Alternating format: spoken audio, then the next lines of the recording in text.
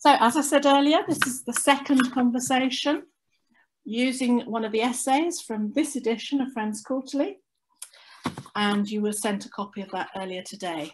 My name is Gill, and I am one of the co-editors of Friends Quarterly.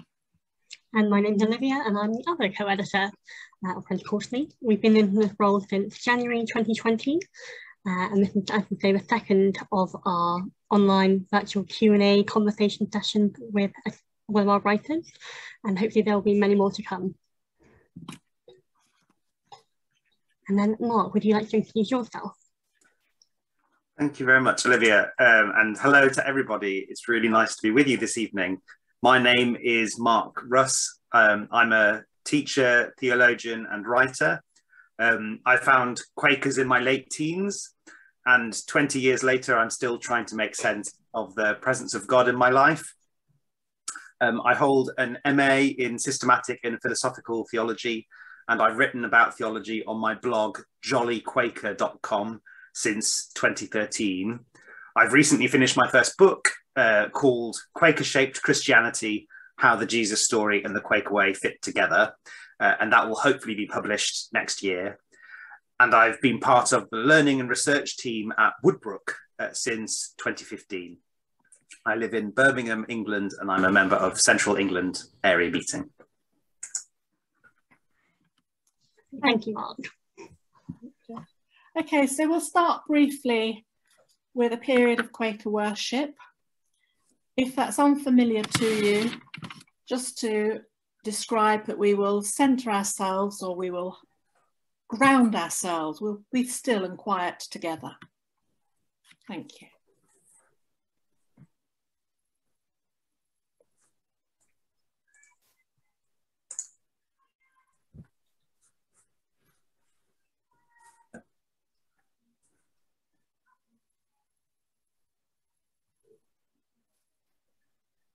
So, Mark, thank you. Over to you.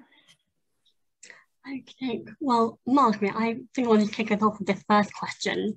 And it's kind of looking at the early part of your article in this edition. And you identify an interesting distinction between early friends and friends now in terms of how we're considering good and evil. And you say early friends would kind of seek out light to illuminate the evil within themselves, but modern liberal friends tend to work so that light can illuminate social evils in the non-Quaker world. And I just want to ask kind of, first of all, why do you think this change has occurred? Why do we go from the inward looking to the outward looking? And secondly, does this modern approach actually create more distance between ourselves as Quakers or as individuals and our ability to tackle the wrongs of the world, or sin or evil, as some people might call it? Does it actually perhaps demonstrate a sense of a moral high ground, or arrogance even, in the sense that we're good as Quakers or as ourselves and the rest of the world is bad? And I just wondered how you'd respond to that. Thanks, Olivia. Really good question. So when I say in the article that early friends tended to focus on the evil within themselves and modern friends are focused on evil out in the world, I should just qualify that by saying there's probably more research that can be done on that, because I got that impression from reading, searching Quaker Faith and Practice, the British Quaker Book of Discipline, and I searched for all the mentions of sin, evil and darkness in Quaker Faith and Practice, and then sort of did a summary of what I discovered on my blog. And just from that search of Quaker Faith and Practice, it very much seemed, it seemed as though there was this shift of earlier generations of friends. I mean, the thing with the British Quaker Faith and Practice, we have a lot of quotes from Quakers from the 17th century, so the first Quakers, and we have a lot of quotes from Quakers in the 20th century, but not so many from the 18th and 19th. So I'm not entirely sure how Quakers in the 18th and 19th century talked about it, but I could see this shift from the 17th century Quakers talking about sin and evil as something they were discovering within themselves or having illuminated within themselves, and modern Quakers would talk about sin and evil as something out there. And I think this is to do with how 17th century friends, the first Quakers, they had a strong experience of what we could call the inward cross. And this is about the experience of dying to self, the crucifying of self-will, which then sort of clears the way for the will to be resurrected with Jesus, with Christ. I'm thinking of, is it Isaac Pennington who said, "Give over thine own willing, give over thine own running, to be or know, or to desire anything." It's that sort of thing. It's Jesus in the Garden of Gethsemane saying, "Not my will, but your will be done." So, so that's that. There's this experience of the inward cross, the crucifying of the will. Quakers today talk about, when we talk about people who become Quakers, who weren't Quakers and then become Quakers, we say they've become a Quaker by convincement. So I grew up in a non-religious family and then became a Quaker in my late teens. So I would describe myself as a Quaker by convincement, rather than saying I converted to Quakerism. And the original meaning of that word convincement is related to this experience of the inward cross. And so it meant, originally, the idea of convincement meant a painful emotional experience of being convicted of your sin. So that's the link there. And so the light sort of came from outside and shone in and illuminated sort of your inward moral condition and showed up all the corners, all the dark corners that you didn't want to acknowledge. And this is partly why early Quaker meetings for worship were actually quite noisy. We think of Quaker worship being silent, but there are reports of early Quaker meetings being characterized by lots of groaning and moaning. And I think that's partly to do with this, this idea of this experience, this experience of the inward cross of convincement being a very painful one. So to meet God in a meeting for worship wasn't necessarily a pleasant or comforting experience. It was sort of facing all those things you didn't want to face. And this experience, I think, for Quakers today is probably quite a strange and unfamiliar one. And certainly we don't use convincement in the same way. We don't talk about convincement in the same way. And I think this change happened when Quakers in Britain became influenced by modern liberal Protestant theology and other things, other sort of things like Romanticism towards the end of the 19th century. And these ways of thinking in liberal Protestant thought had a much more positive understanding of human nature, and particularly a belief in the sort of natural moral evolution of humanity, this idea that humanity was gradually progressing almost inevitably in a sort of evolutionary way towards a brighter future. And so this way of thinking emphasized the essential and increasing goodness of humanity. And so sin was more and more seen in terms of social problems. And I think the social nature of sin is really important to pay attention to. In my article, I talk about systemic sin. And so I put a big emphasis on the social nature of sin, that it's a communal thing. It's sort of, everyone gets entangled up in it. So I think there are positive things about this shift to seeing sin as a social thing. But within Quakerism in Britain, we also have a history of paternalism and classism, of seeing Quakers as those who do good to or do good for others, sort of helping to use a terrible phrase, the less fortunate.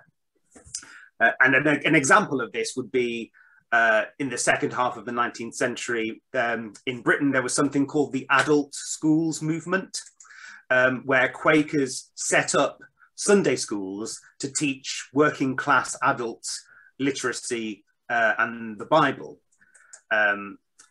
And it was sort of a missional thing, a sort of evangelical. It was certainly influenced by evangelical by evangelical Christian culture in the 19th century. But and at one point there were as many people in the adult schools as there were Quakers in Britain. So they were hugely successful. But there didn't seem to be, people didn't make any sort of step from going to the adult schools to going to a Quaker meeting. And I think there's lots of reasons for that, but I think one of those reasons is that Quakers saw those people as the wrong sort. There was classism at work there, and a suspicion of letting in people from the adult schools movement, especially since the adult schools did have an evangelical character, which a sort of charismatic character, which some Quakers found quite unnerving. Yeah, so we do have that history of paternalism and classism that maybe creates a sort of emphasis on Quakers doing good outwards and not necessarily looking at our own shortcomings as individuals or as a community. I think you do mention that in the article, the fact that Quakers, or the Quaker community often does tend to think of itself as being on the right side of history. And I think for many things we have been. And I think you've really interesting phrase, we've got a very positive corporate self-image.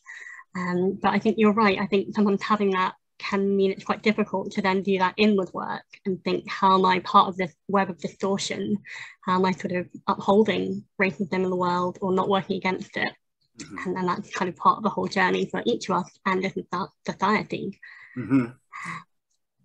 And also to say, our understanding of Quaker history is also quite problematic, because when you look at Quaker history, more often than not, it's sort of the people on the edge who are the ones we now hold up as the Quaker heroes. Like John Woolman was, who we now celebrate for his anti-slavery work, for his concern for animal welfare. He was really he was odd. Like when he was seen as being on the fringe. He made people very uncomfortable, and so. But we now celebrate those sort of Quaker oddballs now, and forget that really, for the majority of Quaker history, the majority of Quakers have been status quo, which can be an uncomfortable thought. Yes. Certainly the challenge for us, I think, today, isn't it, to try and think, how can we be those oddballs, those outsiders, kind of moving things forward? Mm-hmm. Yeah, definitely. And I know, Gill, I think you'll be keeping an eye on the questions coming in, but if I just move on to a second one I've got, first of all. Great. So, I mean, the next thing I wanted to ask you, Mark, is in terms of thinking about Quakerness then, and linking, our Quaker faith to our sense of goodness, that is something lots of people will do with any faith, I think, as well as Quakerism. And you talk about how, well, certainly you argue that we can't link our sense of goodness to our Quaker faith. And you suggest that our goodness actually arises from that of God within, from the light within. But if, as you say, our goodness does not belong to us, it belongs to the light, it belongs to that of God within, and therefore cannot be lost, what does that mean for our badness? Is the seed of a serpent, as you refer to in the article, I think from Barclay, is that seed of a serpent inherent within us, or are we innately neutral and only good or bad according to our actions? Are we only sinful if we commit those actions? I love this question so much, because so we could take the position of moral neutrality, that where we choose bad or good actions, and the place that we stand is like a neutral place. And there's certainly a philosophical tradition that takes that view. I think Immanuel Kant, an Enlightenment philosopher, I think that's a position he takes. I think though I sort of do theology from a Christian point of view. And so from a Christian point of view, this idea of moral neutrality, I think, is difficult, because within the Christian story, there's the idea that something has gone wrong with our ability to choose. Or to put it another way, the idea that we are in a position to choose is itself the problem. So I might need to unpack that a bit. So if God is good, then everything God creates is also good. If God is goodness, then to be in right relationship to God is to be oriented towards God, towards goodness. If God, this might be a way of thinking about it, if God is magnetic north and we are a compass, then the natural thing for us to do is to point towards God. As God's creatures, to choose to do anything other than be oriented towards goodness, we could be thought of as unnatural. So if goodness is our natural state as creatures of God, as part of God's good creation, evil can be thought of as a sort of unnatural lack of good. And so you could think of evil as like a hole in a sock. So if God's good creation is the sock, evil is the hole in the sock. So the hole isn't a thing in itself, it's an absence of sock. And that's not to say that evil doesn't have very real implications for our lives. I'm not saying evil is imaginary. What I mean is that evil, in God's good creation, evil doesn't have a legitimate foothold. It doesn't belong here. So I don't think we're innately neutral. I think we are good. We are loved. We are lovable. I know this from my own experience, that God loves me. And that's a big part of my spiritual journey, has been discovering the love of God, and that God loves me regardless of what I may or may not do or have done, or perhaps in spite of what I've done or have not done. A favourite quote of mine is from Psalm 139, which says, I am fearfully and wonderfully made. And I believe that very much. I believe we all are. But because of our morally compromised world, because something has gone wrong, we can't shake the seed of the serpent off. It's maybe like one of those seeds, those burr seeds, the sticky, spiky ones that get caught in animals' coats. So we can't shake it off, especially because we're so deeply embedded in these evil systems like white supremacy. It's so sticky, it gets everywhere. But the evil seed of the serpent, as Berkeley calls it, doesn't really belong in us. It doesn't belong there. God didn't put it there. And so Quakers like to talk about know each other in the things that are eternal.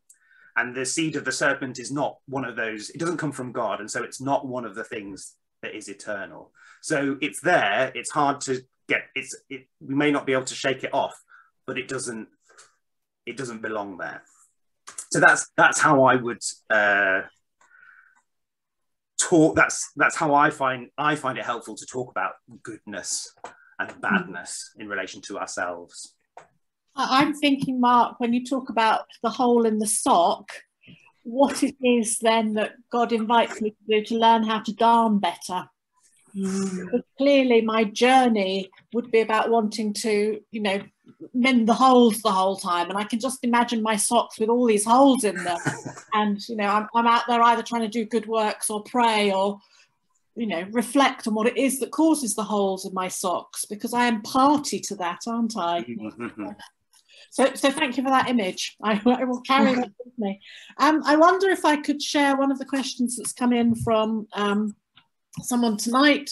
This year's Swarthmore lecture resonated with a lot of people when it made the case for not engaging in the culture wars.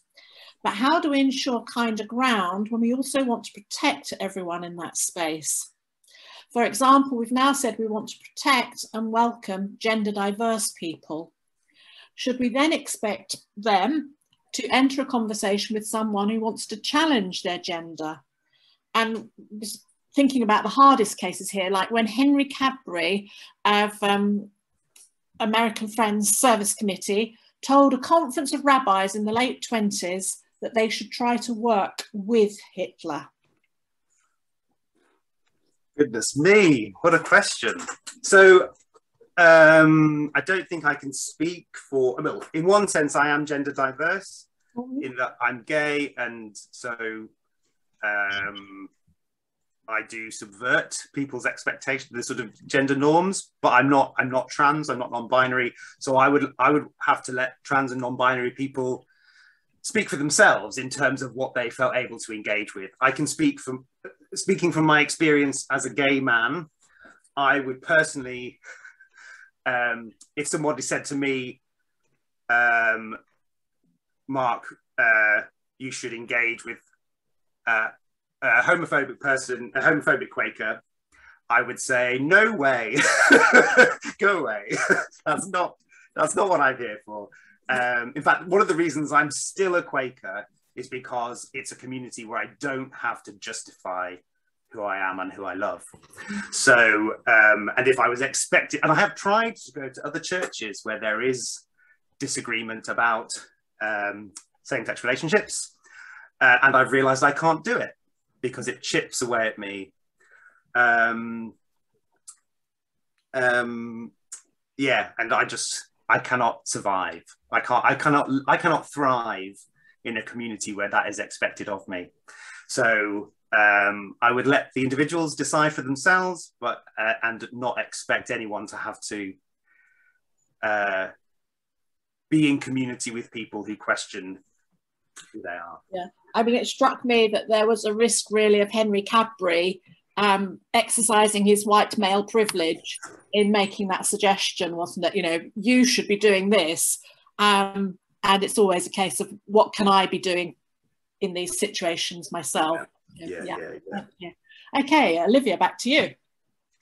I think in a way I'm almost going back to the darning socks metaphor here, if we don't mind scrolling back a little bit, because obviously when we think about the holes in our socks and how we might want to fix them or address them, you talk about the concept of repentance and also perfection in your article. So whether that's, you know, a sock with no holes in or trying to fix those holes.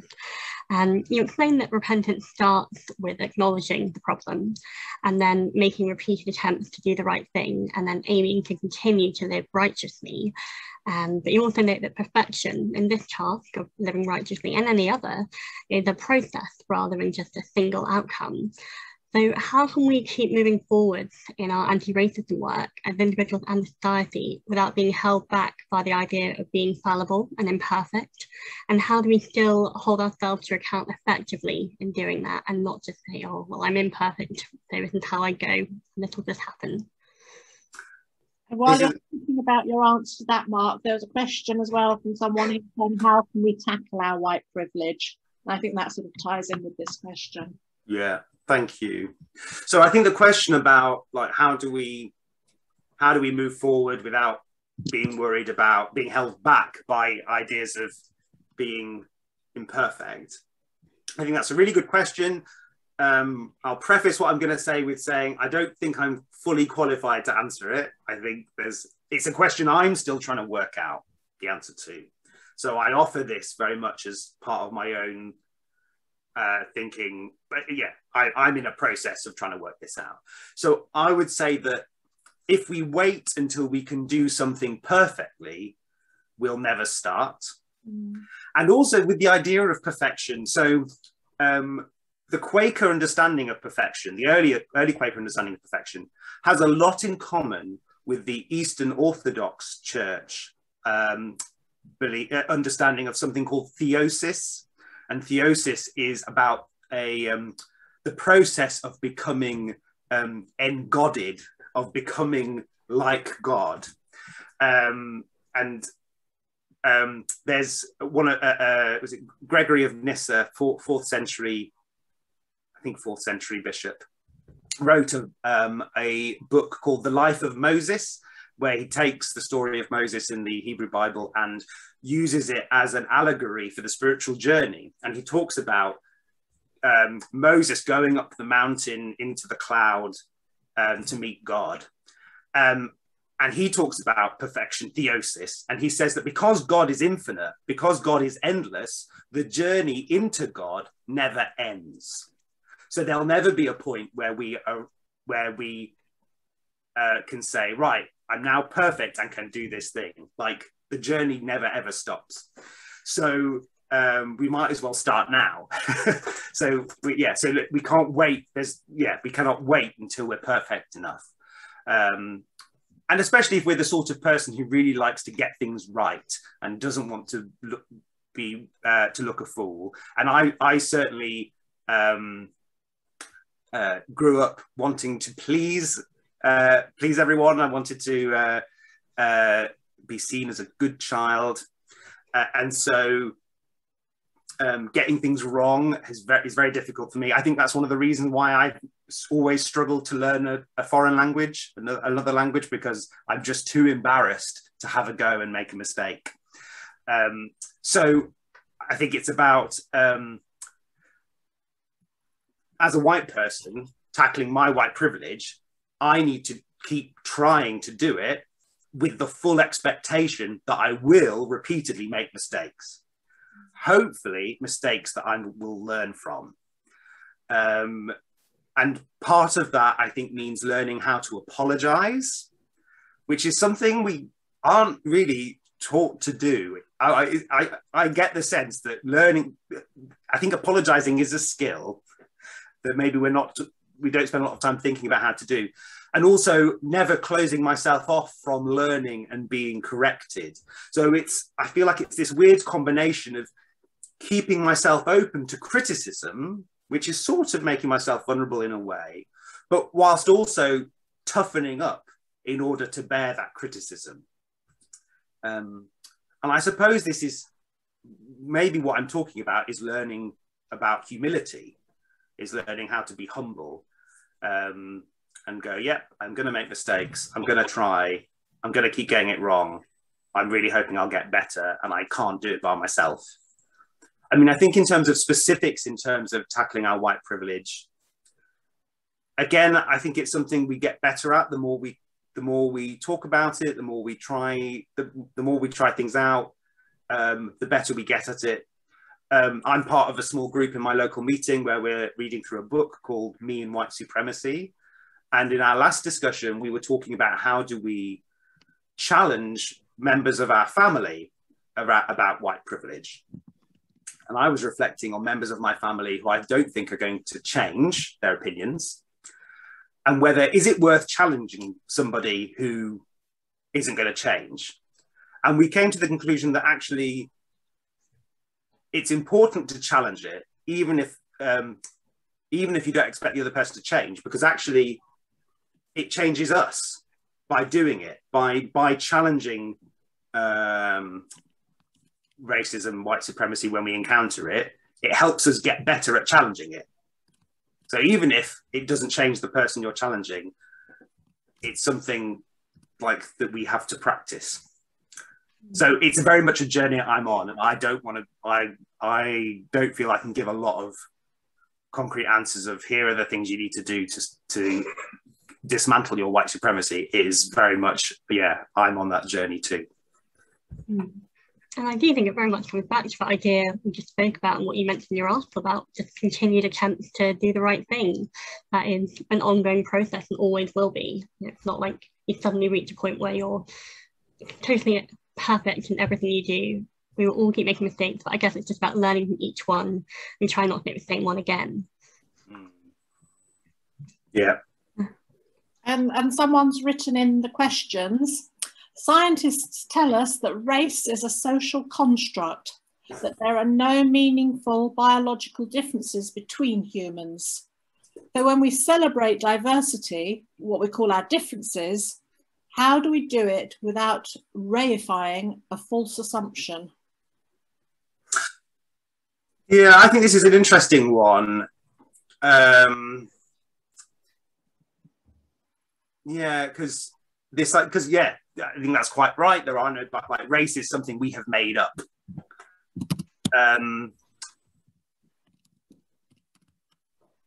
but also, even though it's something we've made up, so it makes me think of Frankenstein's monster. So Frankenstein's monster is something that was created, that was made, but it still went around and killed people. Like, it's something it's something we have created, and it has become a deadly force. In terms of celebrating diversity,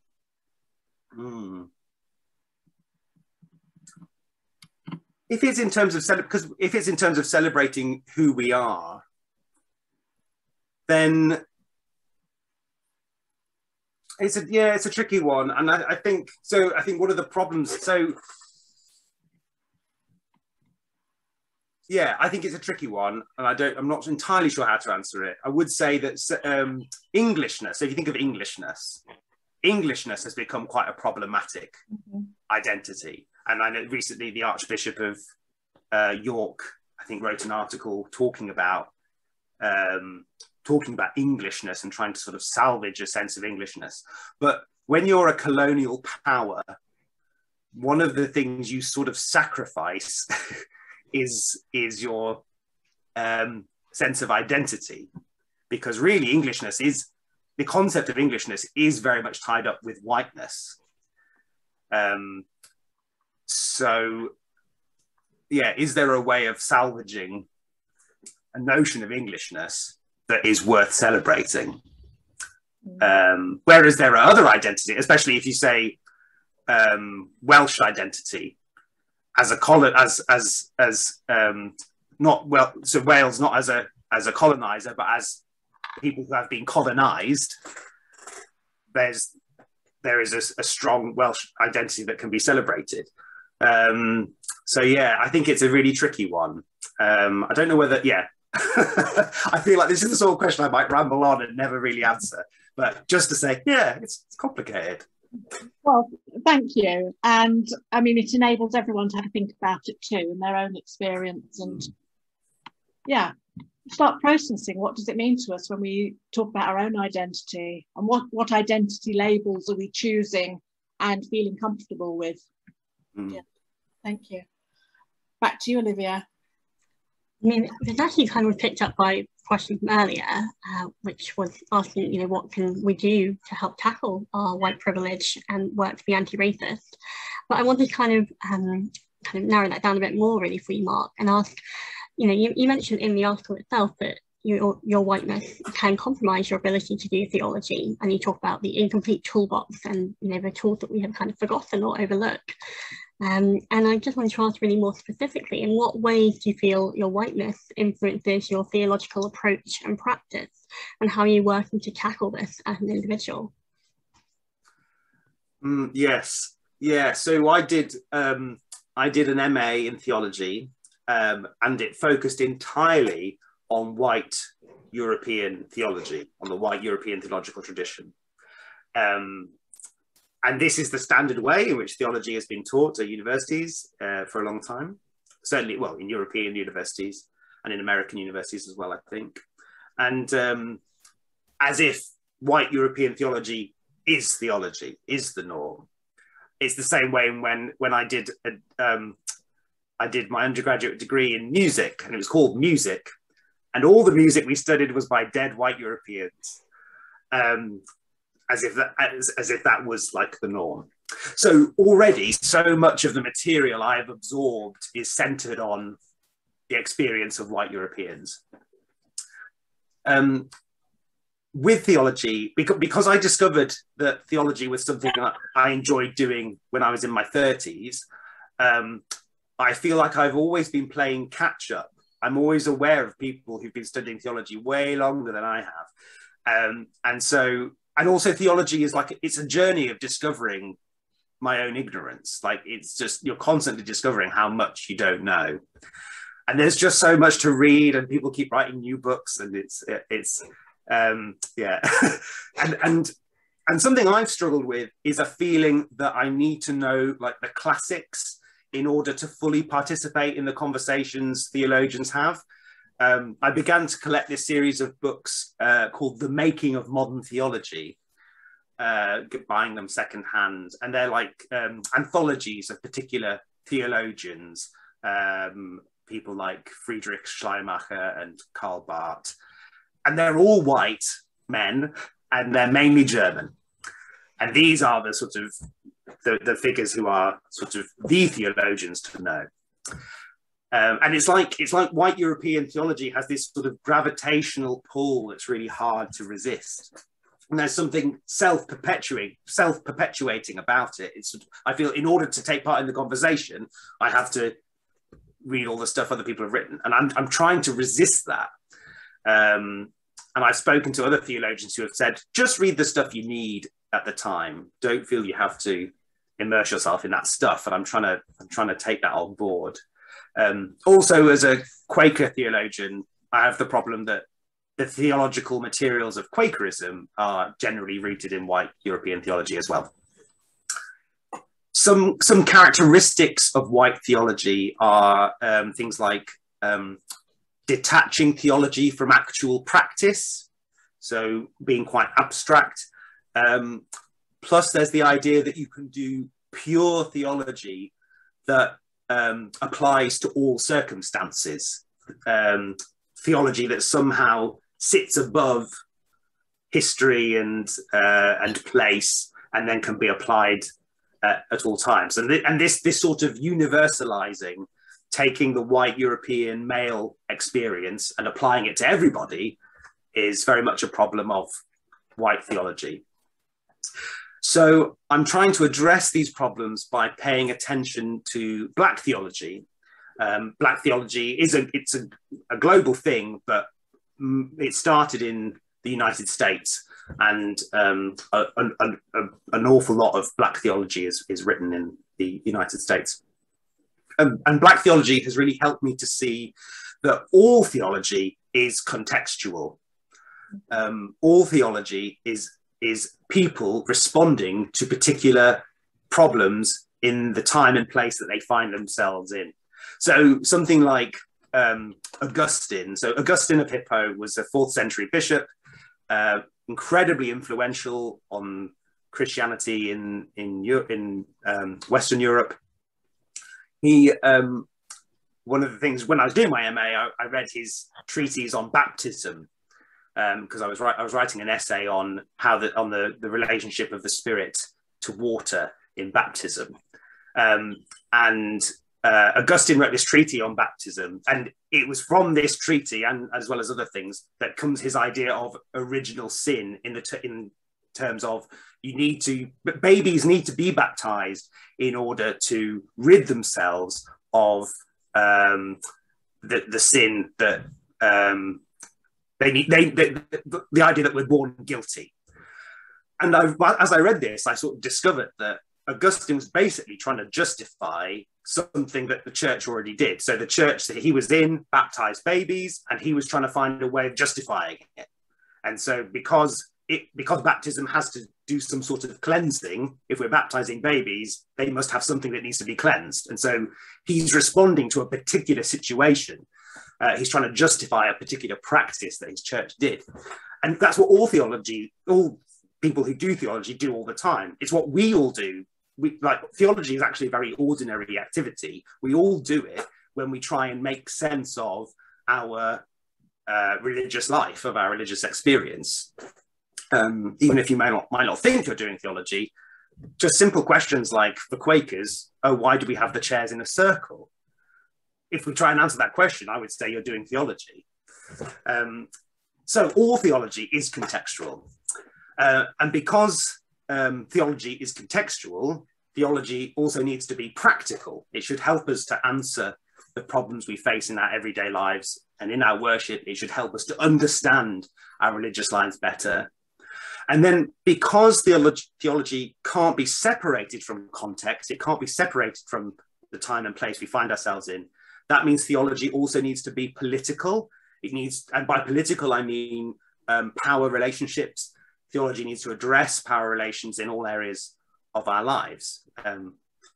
And so also, because theology is contextual, I need to recognize that I live in a very particular context. I live in a very particular time and place. And so my theology will be shaped by that very particular time and place, by my particular experience. And so if I'm going to be a good theologian, a useful one, I can't restrict myself to that one narrow view. I need to open myself out to voices beyond the white European tradition. And so that's what I'm trying to do by immersing myself in Black theology.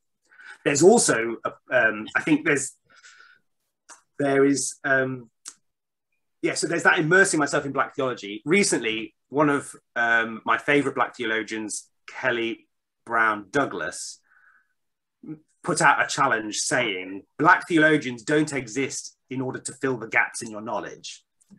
So which I felt as a challenge to myself, thinking, okay, am I just seeing Black theology as something to build myself up, where another part of my work as a theologian is actually recognizing that as a white man, most other theologians, the theologians who generally get the airtime are ones that look like me. And so part of my job as a theologian is also standing back or passing the mic, sort of actually deferring to other people who can speak better or who can give more useful theology than I can. So it's not just about building up my own knowledge for me to still have a platform. I mean, I'm saying this whilst I have a platform here. So this might be part of the problem. I don't know. I need to be open to that. I think that is a very good point you raised, Mark. I've been certainly very conscious as we've been preparing for this and as we've been talking that we are three white people talking about it, and we absolutely need to be as part of our anti-racism work and to make sure we are dismantling white supremacy because we are a part of it. And I think there's a really good quote you have in your article where you say, as a white person, I don't operate external to white supremacy, and it's dangerous to think that I could do so. And I think that's something to be really aware of, because it's, as much as we might be trying every day to be better and to make fewer mistakes and learn and increase our own knowledge and understanding, we are still part of that distorted web that you talked about. We are kind of born into it, and it's very hard to disentangle ourselves from that. Yeah. Thank you. So in the chat, someone has suggested a YouTube featuring Robin DeAngelo, who's a white woman deconstructing white privilege. Another friend comments, many people, including me, fail to recognise that we are racist. So how do we become more self-aware? Especially as a yearly meeting gathering, there was ministry about how excluded some non-white friends feel. Do we even make welcome non-white friends? So there's definitely a sense that, you know, we need to keep working at this. Another friend's written, my childhood teachings around sin separated commission, i.e. doing something, and a mission, not doing something. One of the hardest aspects of learning about racism and whiteism is coping with the pain of accepting what I have not been aware of previously. Forgiveness might be sought, but who from? And then this friend mentions Simon Wiesenthal's The Sunflower.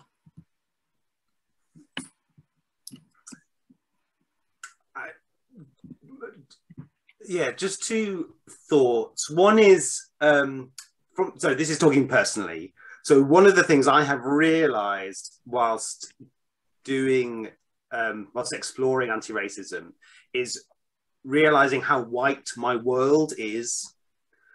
And so I don't have people of color in my life to educate me or to learn from.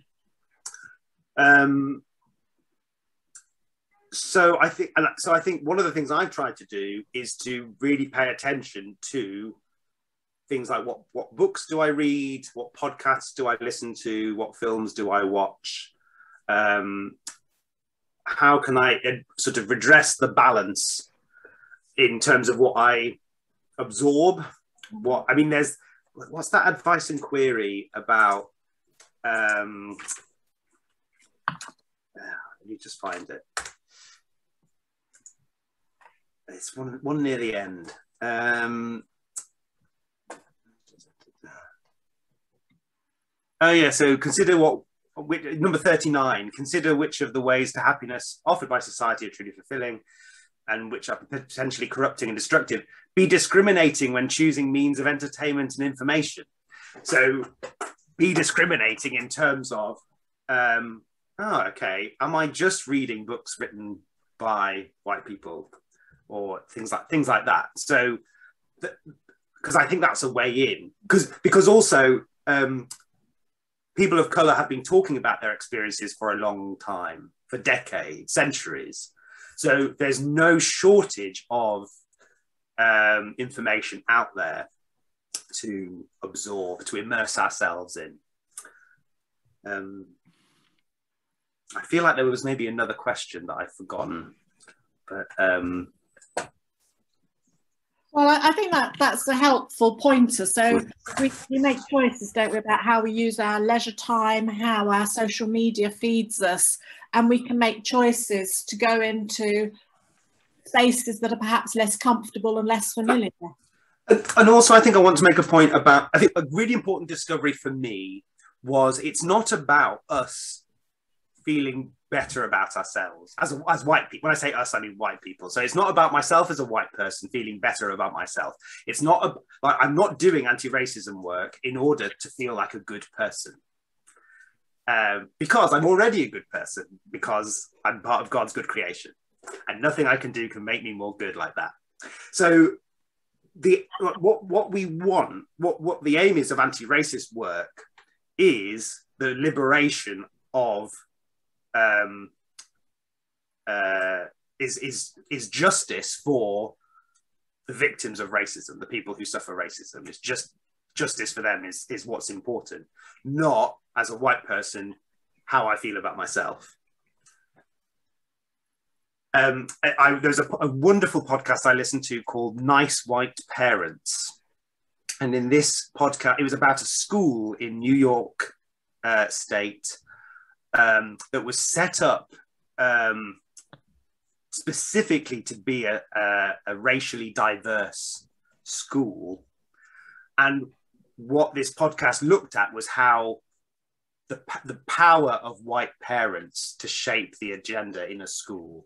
And one of the interesting things they examined was that when the white parents were asked about why they were sending their children to this racially diverse school, they were saying, well, it would be really good. We really want our children to go to a school with people who are different. We really want them to experience diversity. The parents of colour, they weren't fussed about diversity. They weren't fussed about their children going to a diverse school. They wanted their children to go to a school where the toilets worked and where the teaching was good, where they would get a good education. So seeing that sort of it can be quite a white concern in that sense. So I think can we shift our focus within anti-racism off ourselves as white people? Can we shift our focus onto can we de-center ourselves? Can we remove ourselves from the center? Okay, so we've got a question, and I'm not going to ask you to answer it, but just a reflection for everyone perhaps. If we focus on white privilege, do we divert ourselves from addressing imperialism and colonialism? So that's, And another friend is asking, how much of our structures, economic, social and political, are any of us, each of us, willing to blow up to accomplish change?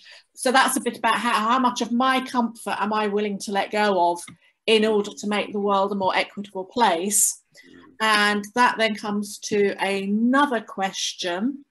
When the Apostle Paul talks about the body and each of us having our different function, it speaks of how God has chosen to give us all different gifts rather than making us all exactly the same. But to Paul, that unity was arrived at in service. Does our Quaker perhapsness and provisionality inhibit a collective sense of what that service should amount to? Wouldn't it be easier if we all believed the same thing? Could you just repeat that? Yeah, okay. So when the Apostle Paul talks about the body, each of us having our different functions, it speaks of how God has chosen to give us all different gifts rather than making us all the same. But to Paul, that unity was arrived at in service. Does Quaker perhapsness and provisionality, this is the maybe and I hope so, I guess, inhibit a collective sense of what that service should amount to? Wouldn't it be easier if we all believed the same thing? I'm going to be honest in that I don't think I fully understand the question, but I'm going to give it a go. In terms of, so I think this is this from Corinthians, this when Paul talks about the church being a body and people being an eye or a hand. And so, talking about diversity of gifts, and the body is united in the head of the body is Christ. So there's this sense of the body is united. There is unity in the diversity because Christ is at the head. We could apply that to Quakerism. We could put that into sort of more contemporary Quaker speak by saying that the Spirit is our guide. But we have diversity of gifts, but it's the same Spirit that guides us all. The Spirit of love, the Spirit of life that guides us all. So we have that sense of unity and diversity. And also, the image of the body is dynamic. So it is, there is a sense of action. We do, I'm not sure entirely how to move forward with that. There are interesting things maybe to talk about in terms of our understanding of Quaker community.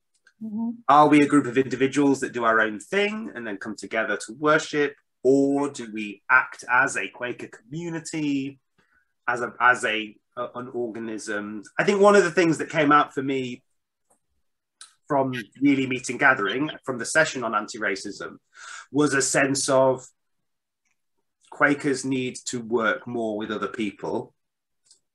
And sometimes I think Quakers can talk about themselves, we can talk about ourselves as if we are self-sufficient, as if we don't need other people. But we had somebody representing churches together in Britain and Ireland and someone representing churches together in England at this session. And I was thinking, what have we lost by no longer seeing ourselves as part of the wider church? I would say technically, Britain Yearly Meeting is part of the wider church in that we still take part in things like churches together in Britain and Ireland. We've been let in on a special clause. And also, I would say, in terms of actual theology, our theology probably when you take us all collectively, the way we our theology probably ultimately puts us in a very awkward position in terms of being involved with other churches. But I think what have we lost by no longer seeing ourselves as part of a wider movement? And how are our local meetings working with other churches, other faith groups in their area? Because we can't we're just such a tiny group. We're so tiny. We're like insignificant in many ways. Like how are we making those connections with other groups? How are we making connections with other Quaker groups around the world? Like how are we seeing ourselves as part of a bigger family? I don't know whether so apologies if the person who asked that question, if I didn't get at what you meant. I'm sorry about that. But I think one of the interesting things for me always with a yearly meeting is that the minutes, if we believe we have discerned well together, are part of our corporate discipline thereafter. And what is it requiring of me? So it's not about a pick and choose on my part. Do I like that minute? Don't I like it? Am I going to, follow that guidance or not? I am actually, as a member of the yearly meeting, under an obligation, under a discipline to own that. And if I struggle with it, I need to keep struggling with it till I understand what the Spirit led us to. you know, if I'm going to believe in the business method, that's for me is perhaps the biggest challenge, that, you know, sets of minutes come out and I'm thinking, oh, I'm not ready for this, or that's a little uncomfortable for me. So yeah, I think that sense of being under a discipline, it's not about should we all believe. In a way, we've got the script from the minutes that we get out of each yearly meeting. That is what we should be doing in the world. How we do it may be about personal interpretation, or collectively with our local meeting or area meeting, or with another church or faith group or community group. You know, it doesn't have to be a religious group, does it? And we have this sense of ourselves being dissenters, like like we see ourselves as dissenters, and maybe sometimes we can take that to a sort of individual level, and forget that there is this corporate, especially for people who are in membership. Part of my commitment as a member of the Society of Friends is to sort of put myself under that discipline. And we don't necessarily talk about certainly words like authority and discipline. We maybe don't talk about so much. But it is part of the book for us, isn't it? There's a nice comment just being put in the chat, which is just talking about kind of the nature of service from Paul.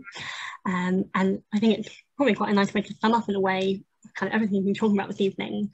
And yet I will say the most excellent way, love one another, 1 Corinthians 12:31. And maybe that's at its heart what we all need to be doing each and every day. Yeah, and it's the hardest thing. It's really hard, and but so important. Yeah. Well, we're coming to the end of our time together, so perhaps if we each take only one thing away, to love one another would be the biggest, the smallest, the greatest challenge that we face. And that is all we're asked, isn't it? That is all and everything.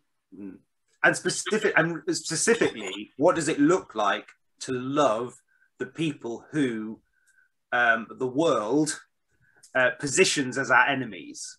Like, what does it mean to love the people who, like, I'm thinking of the story in the news today of the people who, I think they were trying to deport 90 people to Jamaica, but who had not spent almost all of their lives in Britain, and in the end they deported, is it 7 or 9 people? Like, how do we love, like, the government wants to position those people as our enemies.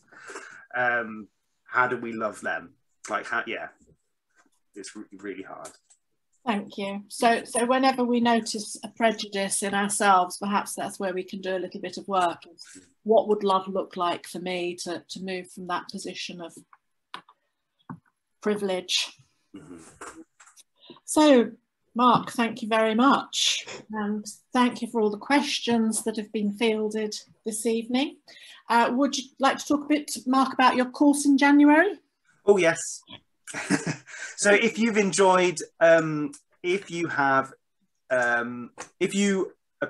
enjoy or appreciate or are interested in my particular approach to Quaker theology, I'm just going to put in the chat a link to a course I'm teaching in January, which sounds very far away. But it's a course I'm doing called Quakers' Hope and the Jesus Story. And it's a course based on my MA thesis, which was all about Quaker theology of hope in relation to the Jesus story, to Christian theology. So if you would like to spend more time with me talking about the sort of theology I talk about, then do join me on that course in January. Thank you. And I believe we will have a feedback form for tonight, so we can kind of take some learning forward for our next one. I think we've not quite sorted the link just yet, but hope that should be with you quite soon.